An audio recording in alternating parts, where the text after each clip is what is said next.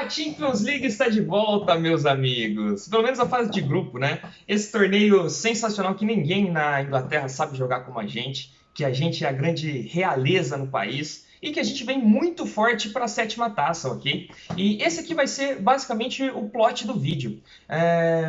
Depois de tudo que aconteceu na temporada passada, a gente vê muito forte, tanto por parte dos torcedores rivais, por parte da mídia e até uma parcela muito grande da nossa própria torcida, uma desconfiança e um pessimismo com esse Liverpool para a temporada, tanto no campeonato doméstico quanto na Champions, que é assim, é até desproporcional para o que esse time já entregou.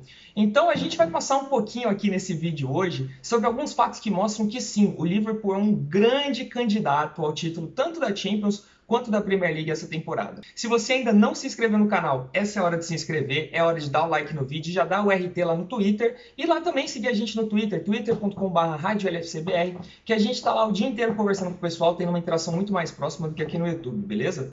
Isto posto, vamos para o vídeo.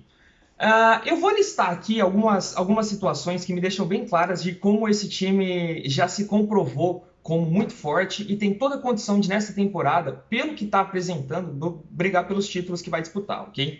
Antes de mais nada, a gente vai falar que o Liverpool de hoje, ele, ainda que não contrate, ele não sofre com o que sofreu no passado recente de ter que vender as grandes estrelas, né?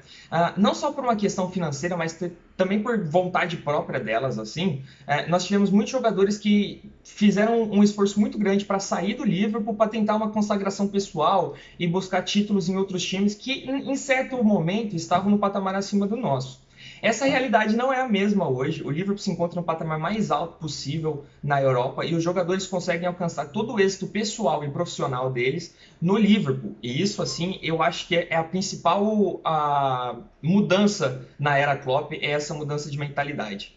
Isso por si só já deixa o Liverpool em outro patamar. Mas a verdade é que ainda que a gente não contrate, cara, o nosso time titular, e até o nosso elenco, mas principalmente o nosso time titular, já comprovou mais de uma vez, mais de uma temporada, que é extremamente capaz de disputar de frente a frente com qualquer equipe da Europa e de conquistar títulos, ok? A gente está falando de um elenco, e aqui eu vou fazer um exercício bem rápido com vocês aqui, de listar, tentar listar um 0 a 11. Eu vou listar 10 jogadores aqui de cabeça, que é muito mais do que a base de um time titular, né?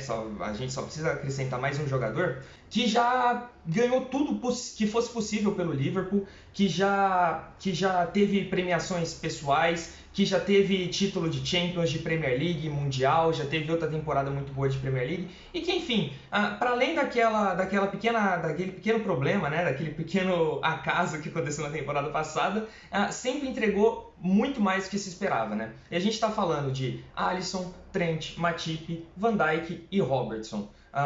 Fabinho, Henderson, e aí seria o terceiro homem de meio campo ali, viria a ser o Thiago, enfim, o Harvey Elliott, mas esses não estavam na temporada anterior. E na frente, Salah, Mané e Firmino. São 10 jogadores, cara, do time titular que já ganharam tudo aqui, que são muito reconhecidos pela torcida e que têm total capacidade técnica e física, ainda estão nessa condição de continuar entregando isso e entregar até mais. Ok? Porque é um elenco que continua jogando junto, que com isso se conhece mais, se entende mais, é mais entrosado, o técnico também estando junto esse tempo todo consegue trabalhar muito mais variação tática de uma temporada para outra, e isso a gente já pôde ver inclusive nos primeiros 4 jogos dessa temporada, ok? A gente não está falando de variação tática que o time vai entrar diferente, ou vai, é um 3-5-2 aqui no começo do jogo, alguma coisa assim. Não, a questão é a seguinte, o Liverpool varia durante o jogo. O Liverpool tem um Fabinho que puxa para fazer uma linha de 3 e soltar os laterais. O Liverpool tem uma situação em que você podia colocar um Harvey Elliott de ponta direita e trazer o Salah para dentro e puxar o Firmino para fazer um terceiro homem de meio campo. O Liverpool sempre teve muito dessas variações e nessa temporada a gente percebe que o trabalho continua evoluindo, méritos para Jürgen Klopp. E isso a gente não está entrando nem na questão do elenco, né? O elenco ele foi minimamente reforçado essa temporada com o Konaté, mas a gente tem jogadores de qualidade ali que já se provaram nas últimas temporadas serem úteis e que ainda tem mais crédito do que débito com a torcida no momento em que foi necessário eles, né? A gente pode falar aqui desde Diogo Jota, a gente pode falar de Joe Gomes, a gente pode falar de Tsimikas, que está vindo muito bem, a gente pode falar de um Thiago que pode vir a ser reserva, né? A gente pode falar de um Naby Keita que entregou muito no começo dessa temporada já.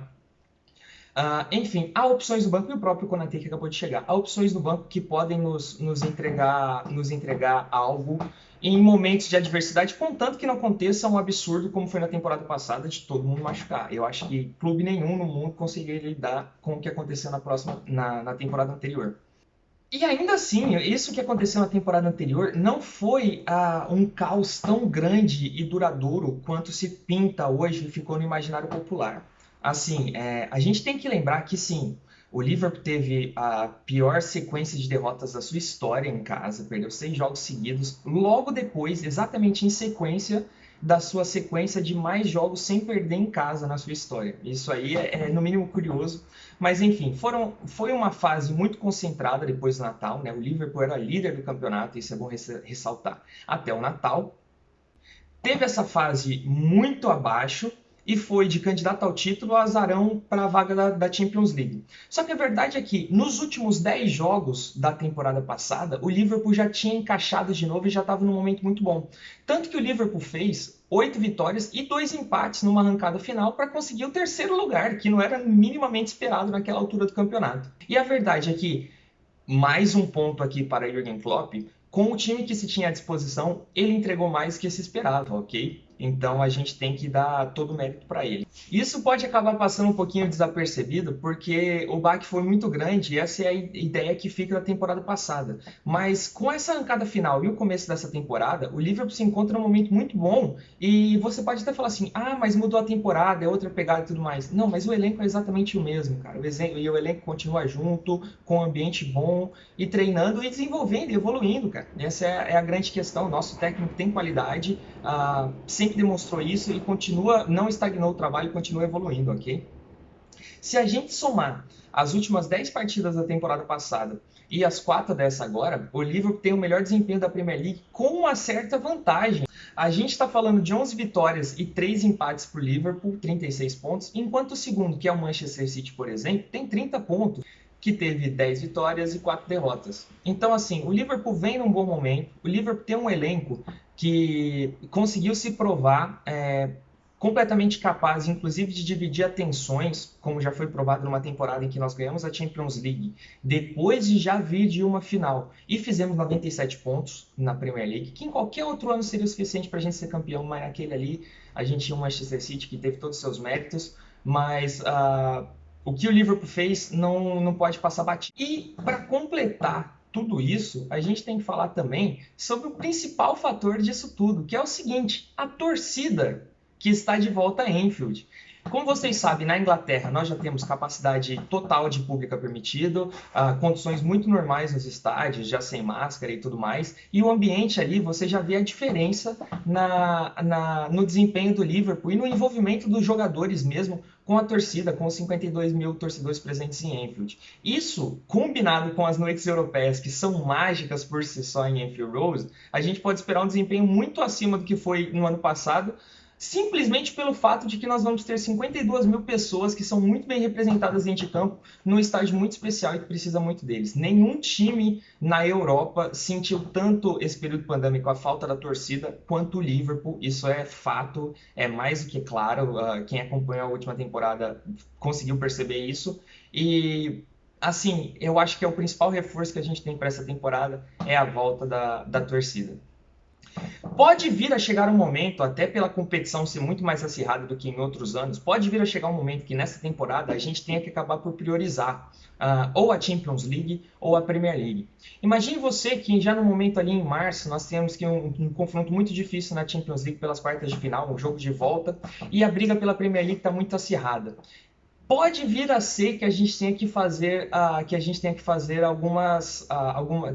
tomar algumas decisões, né? Então fica a pergunta aqui para vocês: se chegasse nesse cenário, vocês prefeririam ganhar a 20ª Premier League e empatar com o Manchester United em título de campeonato inglês, ou ganhar a 7ª Champions, empatar com o Milan como o segundo maior campeão da Champions e abrir ainda mais frente para o resto da Inglaterra? Comenta aqui embaixo, deixa seu palpite. E obrigado por acompanhar até aqui. Até a próxima e Up the Reds!